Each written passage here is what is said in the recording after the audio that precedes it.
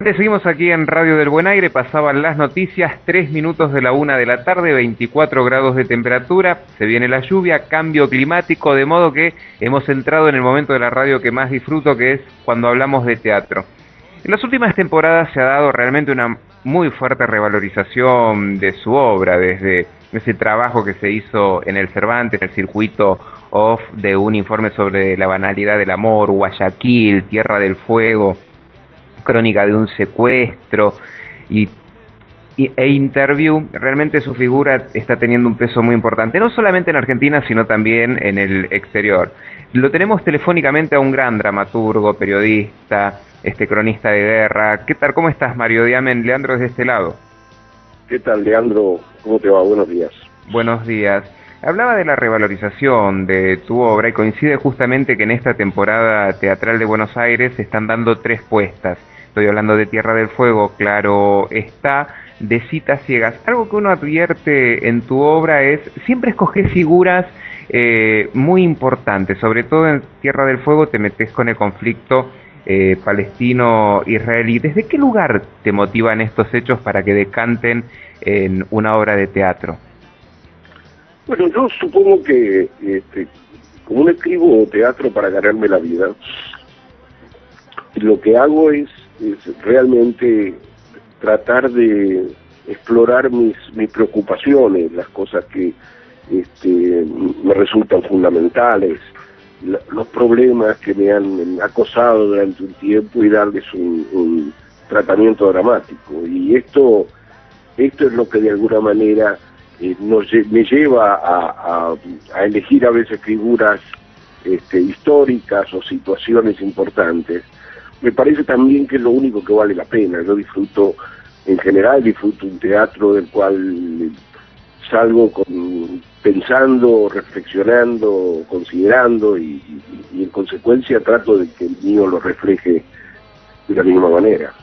Pensaba en esto que decías y recuerdo una apuesta que se hizo aquí en Buenos Aires en el Teatro Cervantes de un informe sobre la banalidad del amor, donde habla sobre la relación entre Martin Heidegger y Hannah Arendt, y también en este caso de Tierra del Fuego, donde se hace mención a aquel atentado de los años 70, donde la figura es Julie Cohen y sus encuentros con Fahad Miji, uno de los terroristas, que siempre hay una raíz muy profunda en todo lo que tiene que ver con la cultura judía.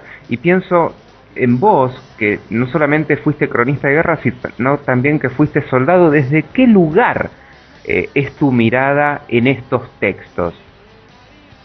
Bueno, obviamente tiene que ver con mi multiplicidad de culturas. Digamos, la parte judía en mí es una parte fuerte, no es una parte vinculada a lo religioso del judaísmo, sino más bien a lo cultural y a lo histórico, y como soy un producto del siglo XX, y como el siglo XX tiene como centro la tragedia del Holocausto, obviamente para mí ha sido siempre un tema de no solo de gran importancia, sino una cuestión que aún sigo tratando de comprender y de resolver. Entonces sí, este tema está fuertemente vinculado en mí, y luego hay muchas cosas que, aunque parezcan, aún en el caso de un informe sobre la banalidad del amor y también en Tierra del Fuego, que parecen transcurrir en otras realidades o plantear problemas que tienen que ver, no sé, con la Alemania o con el conflicto palestino-israelí. Yo creo que si tienen repercusión en la Argentina es porque rebotan con temas que nos afectan a los argentinos, y también esa es la mirada que a mí me impulsa a tratarlo.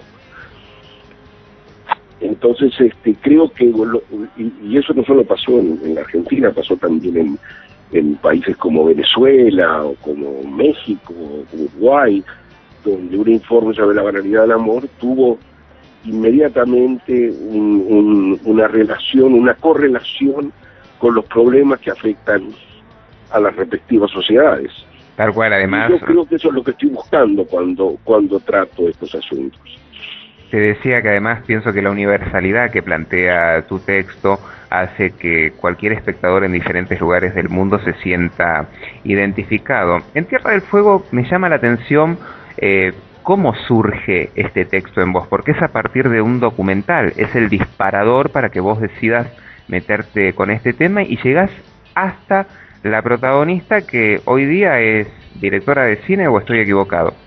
No, es una documentarista, efectivamente. Mira, yo creo que llevaba un tiempo, varios años, tratando de, o pensando en abordar el tema palestino-israelí, porque obviamente es un tema que no solo me preocupa a mí, sino que creo que le preocupa al mundo.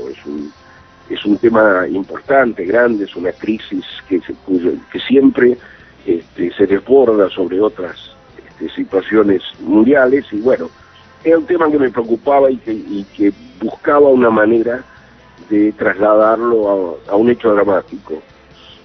Pero no quería, primero buscaba un tema que fuera realmente, que estuviera equilibrado, que no se bandease en una dirección u otra. Y cuando vi este documental y vi esta historia, me pareció por otra parte que si trataba o trabajaba con una historia real, sería muchísimo más creíble. Y esta historia me conmovió enormemente. Así que escribí la obra, y una vez que la escribí, le mandé el texto, la busqué a la Yuli Cohen y le mandé el texto, y le gustó muchísimo, cosa que a mí me llenó de alegría, porque yo había trabajado realmente, si bien la esencia de la historia es la misma, los diálogos y las situaciones no figuran en el documental que ella hizo sobre este caso en particular. Entonces el hecho de contar en ese sentido con su aprobación me dio mucha tranquilidad. Qué increíble lo que puede hacer un documental y cómo funcionó como disparador. Le recordamos a toda la gente de Radio del Buen Aire que Tierra del Fuego habla de ese encuentro, ese atentado que se da en el avión en 1976 o 78. 1978. Exacto, el año del mundial de fútbol. Exacto, qué paralelismo que se puede hacer por la violencia con lo que se estaba viviendo en Argentina. Pero para finalizar con esto, Yuli Cohen en ese momento era azafata y ella es la que da aviso, el alerta, que había dos árabes con un bolso, y bueno, después todo lo que ocurre, y es los encuentros que ella tiene después en la cárcel con Farhad Millí, ¿no? Un solo encuentro. Un solo encuentro, que yo lo voy fragmentando, pero siempre un solo encuentro. Es una larga conversación que ella tiene en la cárcel con él. Y lo va a ver después de 22 años, donde la propia visión de Yuli Cohen de la naturaleza del conflicto palestino-israelí la llevó a militar en movimientos de paz. Lo va a ver con la intención de preguntarle por qué hizo lo que hizo y de entender el punto de vista del otro. Y en ese sentido, creo que eso es algo que nos hace mucha falta a los argentinos, es entender el punto de vista del otro, cosa que y de ahí viene, me parece, también el impacto que tiene la pieza, o que la tuvo en la Argentina. Recién decías que escribir este texto, sobre todo, era bastante, delegaba una responsabilidad mucho mayor, porque tratabas de que tuviese una mirada que careciera en algún punto de subjetividad, que no se bandease, pero en este caso que un director, un dramaturgo como vos tiene su mirada en particular, más dramaturgo que creo que director nunca fuiste, sino autor. No fui director, no. Exacto, ¿cómo llegás a ese punto que en realidad la subjetividad quede de lado y que cada quien saque su conclusión? Mira, yo por lo pronto viví en la región, fui corresponsal en Israel, en Egipto, en los territorios ocupados, en el Líbano. Conozco mucho el área, y en el proceso de trabajar en Tierra del Fuego lo que hice fue sumergirme en el mundo del conflicto palestino. Vi muchas películas que reflejaban este punto de vista, documentales y películas de ficción. Leí mucho del punto de vista de ambas partes y encontré la voz que necesitaba y los hechos que necesitaba para crear el personaje del palestino.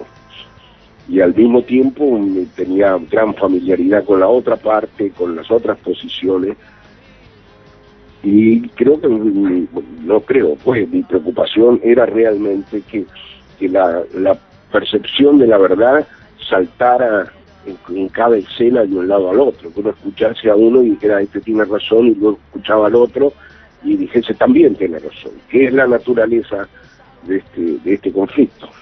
Y habiendo vivido y todo lo que has atravesado en Oriente Medio, ¿crees que a pesar de esas posiciones tan marcadas, donde hay una fragmentación harto evidente, en algún momento puede haber consenso? Yo creo que tiene que haberlo, tal vez no porque sea,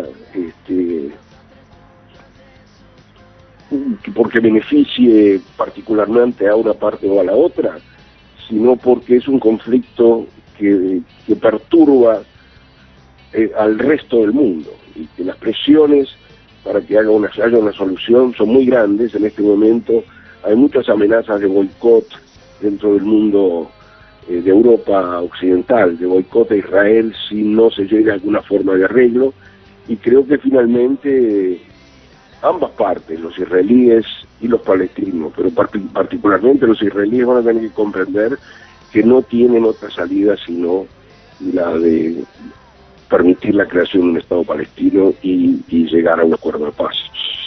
Acuerdo. Inevitablemente se debe llegar a eso. Cambiando un poco de tema, también se está por estrenar Citas Ciegas, donde vos te metés con la figura de Borges desde otro lugar. No es una obra autorreferencial, sino que es un viejo escritor ciego que está sentado en una plaza, y a través de eso se va desarrollando la historia. Esta es una obra que ha sido muy premiada actualmente en los Estados Unidos y que está llegando a la cartelera de Buenos Aires. ¿Por qué decidiste tomar en cuenta la figura de un escritor ciego? Bueno, yo quería, esencialmente, creo que me inspiré en la figura de Borges. No traté de que el personaje lo fuera. Me parecía que era fascinante tener la figura del escritor ciego que tiene la capacidad de ver mejor que los demás. Y esa premisa me parecía interesantísima. Y entonces, así como Borges muchas veces rendía homenajes a la gente que admiraba de manera muy sutil, yo creo que esto ha sido para mí un homenaje a Borges. Me acuerdo que después que leyó la obra María Kodama, y le pregunté qué pensaba, me dijo, bueno, si es Borges no me gustó nada, pero si no es Borges me gustó mucho.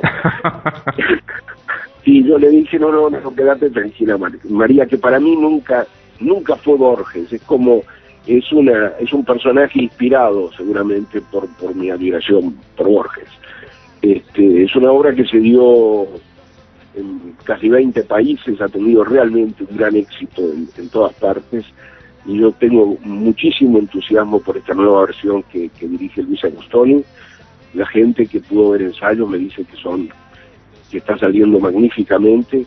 Hace unos meses se estrenó en Nueva York, donde todavía se está dando en repertorio, y tuvo también un impacto muy grande, así que tengo muchas expectativas de eso. Y después está mi última obra, Guayaquil.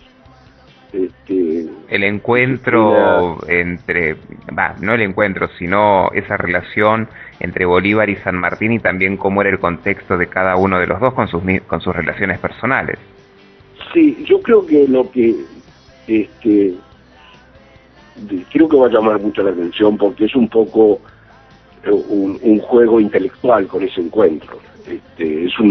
Está tomado en tono de comedia, y el encuentro en sí mismo nunca aparece en escena. son los preliminares y donde se juegan los intereses, las ambiciones, los temores de cada uno de ellos y de las mujeres con las que se encuentran viviendo. Así que creo que va a ser muy interesante esa posibilidad. ¿No se hizo una apuesta de Guayaquil ya en Buenos Aires en 2010 o 2011? No, lo que se hizo fue una versión leída en teatro semimontado en el Festival Teatrísimo.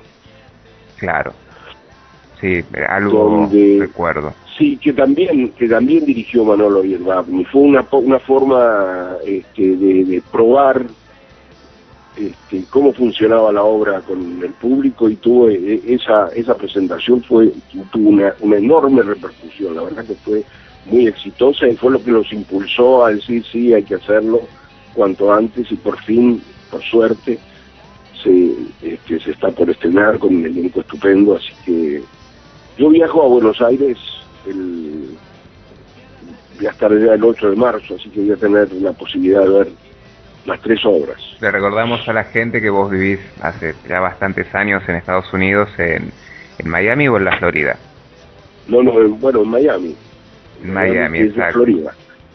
Y pienso, el hecho de tener, te decía, escuchando todo esto que me comentás, que tus obras se estrenan en 20 países, que en los últimos años en Buenos Aires, en cada temporada hay 2 o 3 versiones de tus textos. ¿Cómo te manejás vos desde el costado del ego del autor, de esa revalorización que hay de tu texto? Bueno, Crónica de un secuestro, que se hizo el año pasado, un informe de la banalidad del amor, desde hace 3 temporadas por distintos elencos, está presente en la cartelera porteña, tanto en el teatro oficial como en el teatro independiente. ¿Por qué pensás que sos tan requerido? Se estrenó en París el año pasado con gran éxito también. Mira, yo creo que el ego no es un mecanismo que me funcione y que tenga mucha importancia, me parece, en mi trabajo. No lo tuvo como periodista y no lo tiene como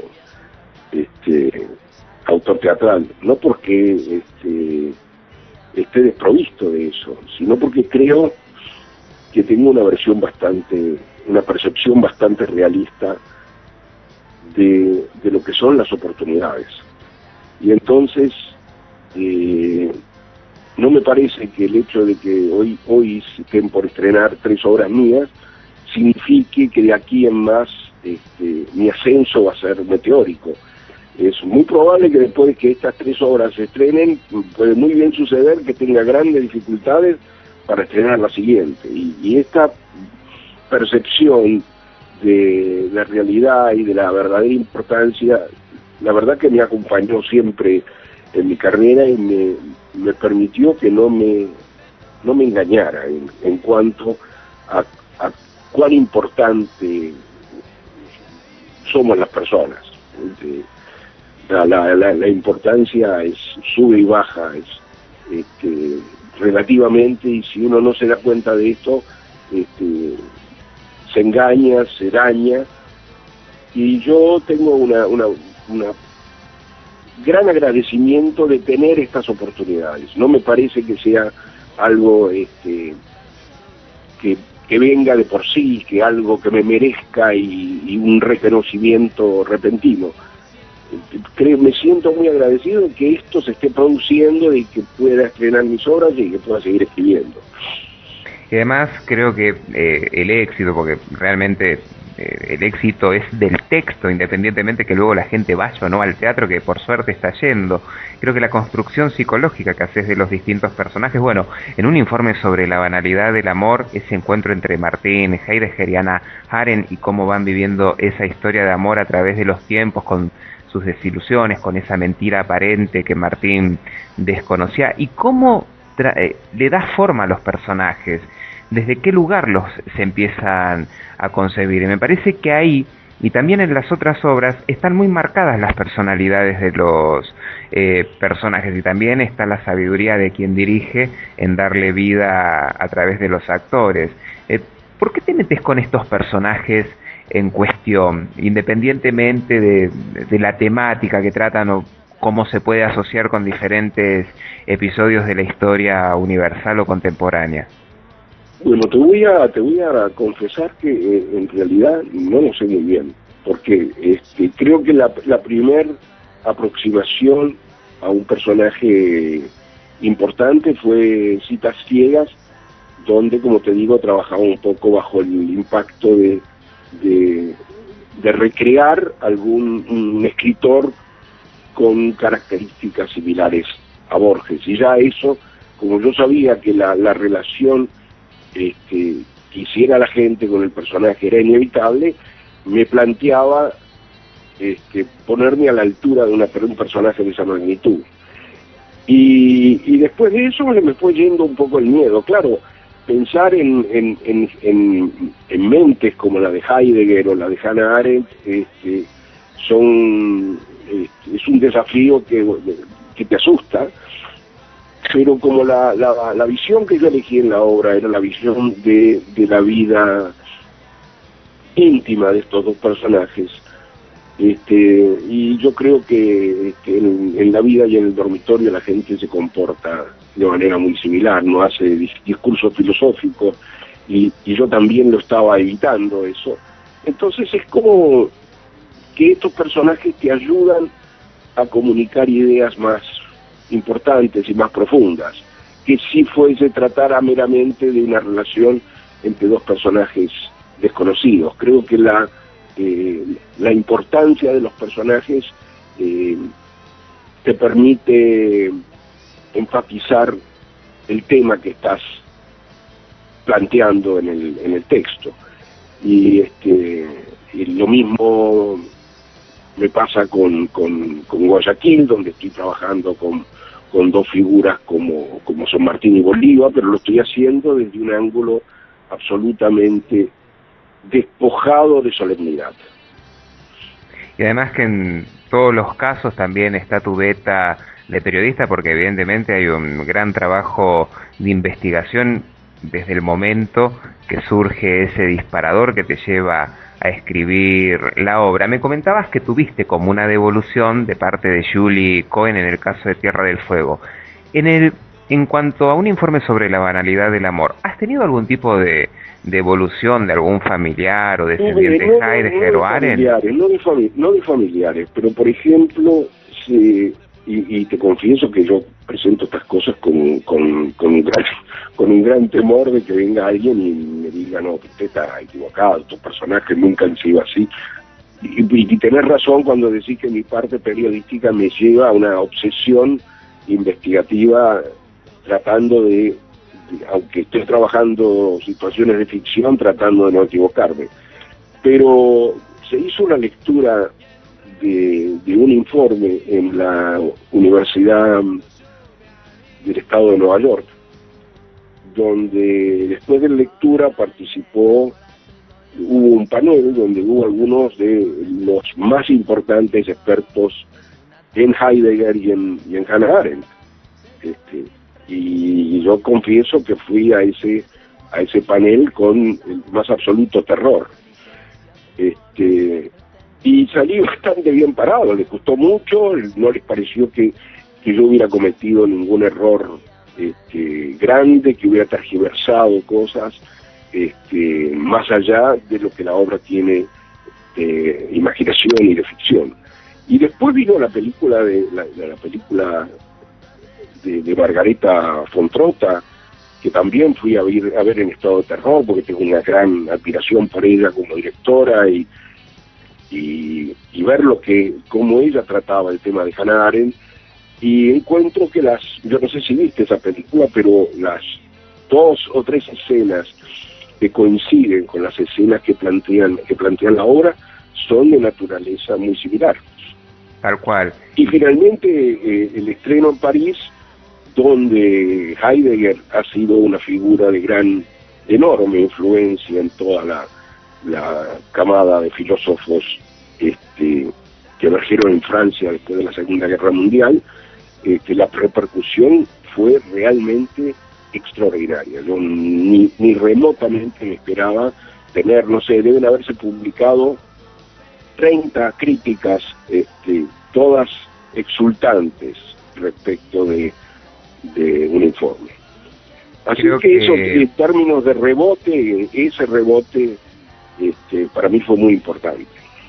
Que te decía, creo que también tu obra lo que tiene en esa universalidad que plantea es la raíz conceptual que tienen los personajes. No solamente te quedas con un conflicto o con lo que está sucediendo en la época que transitan estos personajes, sino cómo los vas mostrando desde su construcción psicológica, cómo podés profundizar o no sobre las cuestiones afectivas sin caer en la demagogia del cliché de autor y demás. Y te hablo mucho de un informe sobre la banalidad porque creo que de todas tus obras es la que más me gusta, pues la que más veces vi, porque me encanta cómo has logrado mostrar esos encuentros a través de tantos años, y me parece que en algún punto hay una cuestión de humanizar a cada uno de estos personajes que fueron, sobre todo en el caso de Heidegger,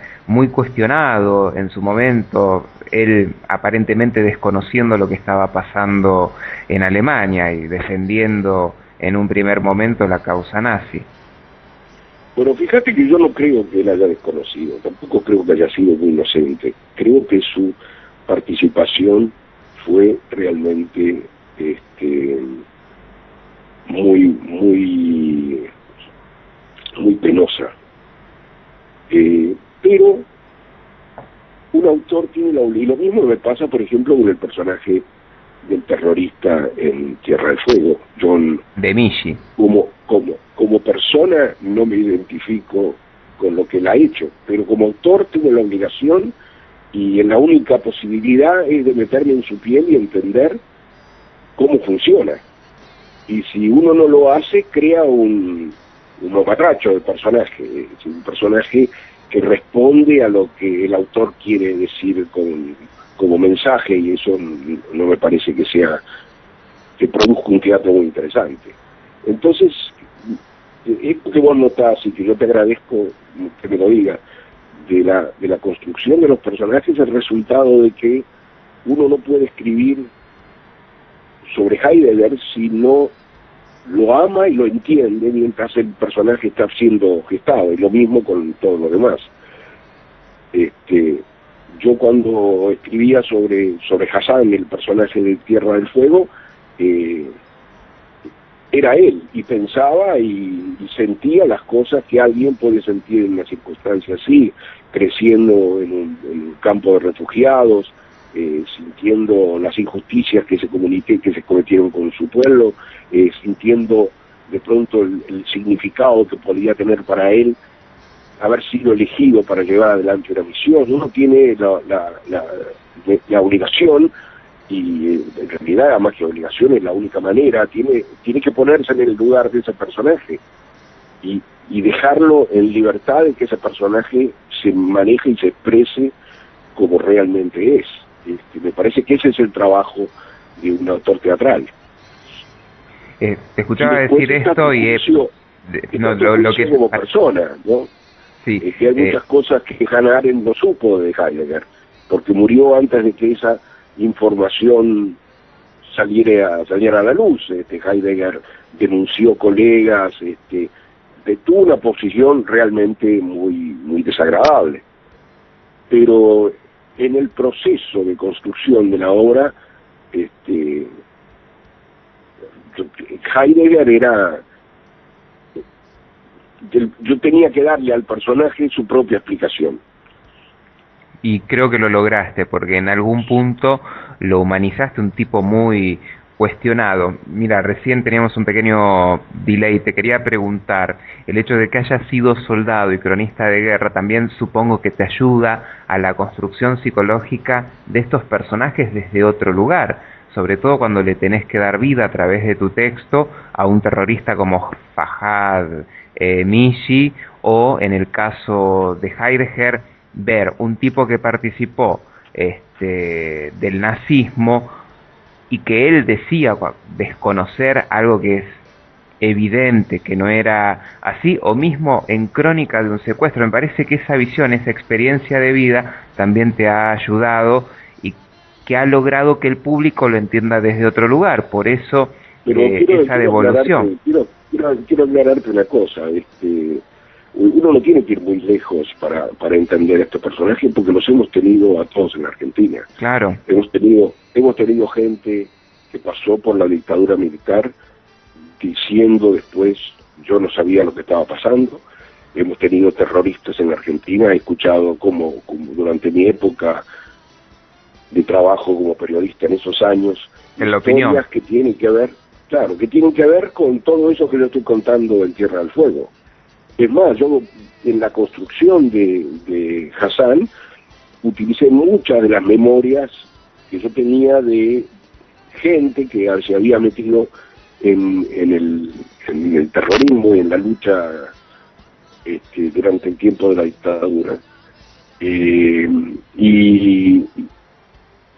Y que no son muy diferentes ni de la argumentación ni de la motivación que los lleva a actuar en casos tan extremos o de manera tan extrema. Entonces, bueno, en Crónica de un secuestro la obra parte de la premisa de la culpabilidad y la inocencia. Entonces ahí, más que una asociación, es un claro ejemplo de lo que estaba pasando en esos años en la Argentina. Y ahí está la cuestión universal de tu texto. Bueno, esa obra, ¿sabés que debe tener 42 años? ¿Es anterior? Es mi primera obra estrenada. Se estrenó en el 71 y no pasó un solo año hasta hoy en día que no se viese en algún lado. Qué impresionante. Nunca fue un éxito así de esos masivo, popular. No, pero fue una obra y es una obra de gran persistencia. Hubo ocasiones en que hubo 2 o 3 versiones dando vueltas simultáneamente y se dio en los lugares más imprevisibles, desde no sé, la ex Yugoslavia hasta una versión que se dio en Humahuaca, con elencos indígenas. Así que ha pasado por todo esa obra. Eso es algo loable y además, bueno, supongo que lo sabes, pero los oyentes quizás no lo sepan, Crónica de un secuestro también se hace en escuelas, o sea, los alumnos la toman y la interpretan. Entonces me parece que ahí el legado toma otra forma, el legado de tu texto, de tu discurso, de esta narración que desde hace tanto tiempo está instalada, porque se perpetúa desde otro lugar, ya trasciende al teatro y entra en el ámbito educativo, y me parece que ahí también tiene que ver con esta revalorización de la que te hacía mención. Vas a estar llegando a la Argentina el 8 de marzo para ver todas estas puestas. Así es. ¿Cómo la ves a la Argentina desde tu punto de vista de periodista? La veo muy jodida. Y reiteradamente, es decir, nosotros vivimos en ciclos que se repiten y se repiten. La otra vez le decía a una persona que quiero mucho en relación a su vida personal, no a lo político, le decía la gente que no aprende de sus errores es muy peligrosa, porque no solo vuelve a cometerlos, sino que cada vez entra en una especie de cosa suicida. Claro, un anacronismo sintomático y patológico en algún momento. Yo creo que eso en buena medida nos pasa a nosotros los argentinos, que no terminamos de aprender de nuestros errores y para mí, que ya tengo la edad de la memoria, que es como la repetición, el déjà vu. Esto es un volver a vivir. Entonces, claro, pero cada vez es más intenso el problema. Cada vez estamos en un nivel más bajo en cuanto a las posibilidades de resolver. Cuando te da la impresión muchas veces de que estamos por fin saliendo y por fin construyendo una sociedad más sana más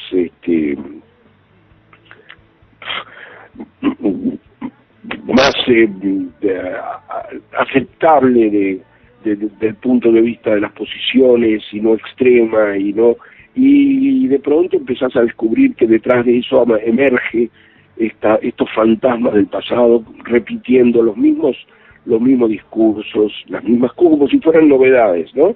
Como si fuera un descubrimiento repentino, y eso me parece muy peligroso para nosotros como sociedad.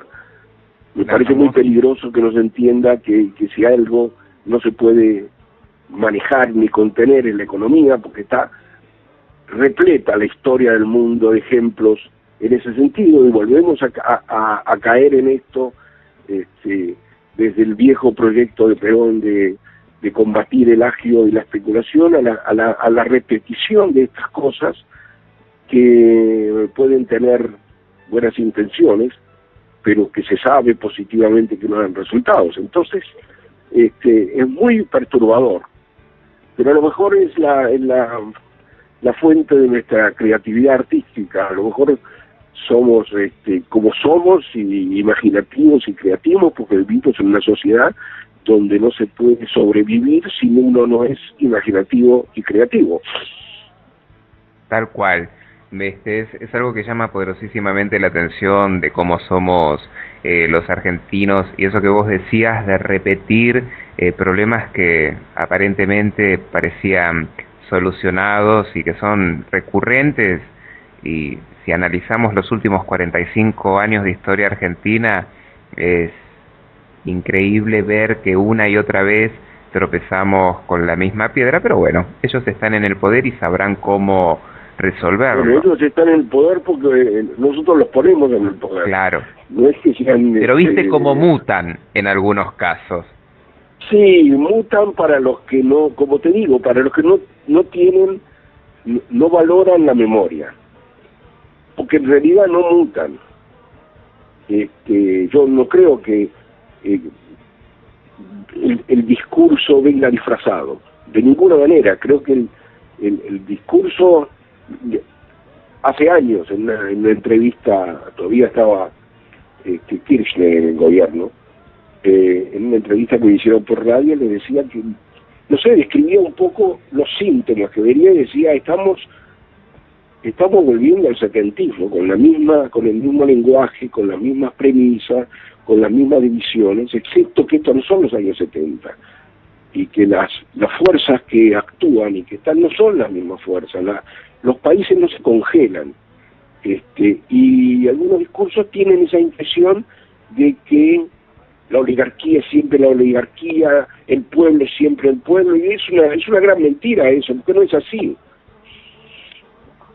En general, no exista una oligarquía, pero no es la misma oligarquía de siempre. No objeto que exista situaciones de injusticia y de pobreza, pero no es la misma injusticia ni la misma y cada una de esas situaciones requiere una actitud diferente, no el mismo mensaje y el congelamiento del conflicto social en la Argentina. Sí, es ese anacronismo del que te hacía mención con ese discurso del setentismo, como vos decías, o de esa revolución de las masas, del peronismo de los años 40 o 50, el populismo en general. Las pseudo izquierdas progresistas decantan en derechas neoliberales, pero bueno, es un momento complicado de la Argentina, porque en definitiva la gente, yo sé que a muchos les va a molestar lo que voy a decir, vota con el bolsillo, al menos en esta parte del mundo. Pero en algunos casos se vota con el bolsillo, y en otros casos lo terrible es que se vota con algunos órganos que no son precisamente ni el corazón ni la cabeza, ¿sabes? Porque esa gente no tiene, lamentablemente, el bolsillo que los impulse a decir. Yo creo que somos un país que ama las fantasías, y hemos vivido muchas fantasías que explotan y después se vuelven a recrear, y es como si fueran nuevas, como si nunca hubiéramos escuchado de ellas. ¿Por qué será que necesitamos de esa fantasía, de tener una imagen paternalista omnipresente continuamente y en algún momento hay como una necesidad de endiosar a esa gente que en definitiva no son más que burócratas y están ahí básicamente porque escogieron ese lugar? La verdad que no tengo respuesta sobre eso. Simplemente puedo entender las consecuencias, pero no puedo entender demasiado bien las causas. Creo que se necesitaría alguien con una formación sociológica que yo no tengo para realmente rastrear el origen de toda esta situación. En algún artículo escribí que la ciudad de Buenos Aires se había fundado como un puerto de contrabando, era su función fundamental, y creo que esa herencia nos debe haber llegado de alguna manera en la misma percepción de dificultosa relación con la ley y y un poco la sensación de vale todo y está bien. Fíjate que hoy en día la noción de que existe corrupción no conmueve a nadie. Es decir, he visto incluso a algunos intelectuales minimizar la importancia de la corrupción. Claro, carta abierta con respecto al caso de Lázaro Báez, que no les importa que roben. Bueno, sí, antes también. Sí. Y antes también. Y todo eso es muy extraño, es muy extraño.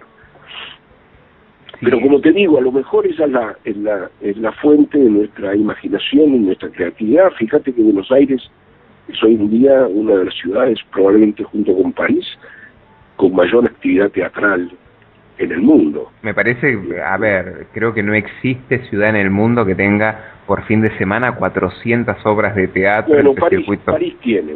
¿Tantas?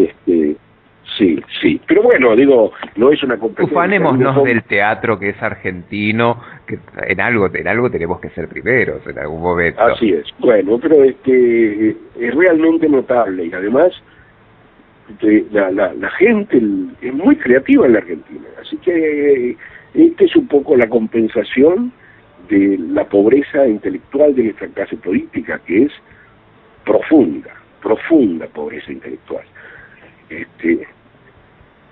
Así que bueno,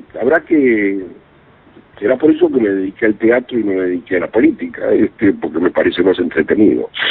Por supuesto, claro que sí. Yo te quiero agradecer porque sabemos que estás con mucho trabajo. ¿Cuántas horas son de diferencia horaria? Tenemos 2 horas de diferencia. Acá 11 de la mañana deben ser, allá son las 12 menos cuarto. 12 menos cuarto. Quiero agradecerte por tu tiempo. Realmente hacía bastantes meses que quería hacerte una nota porque he visto tanto elenco que lleva tu obra a cabo, que correspondía también tener el espacio con el mentor de tanto teatro como el que hicimos referencia al principio. Muchísimas gracias, Mario, por tu tiempo. Espero verte en los estrenos así. Sí, voy a ir a todos.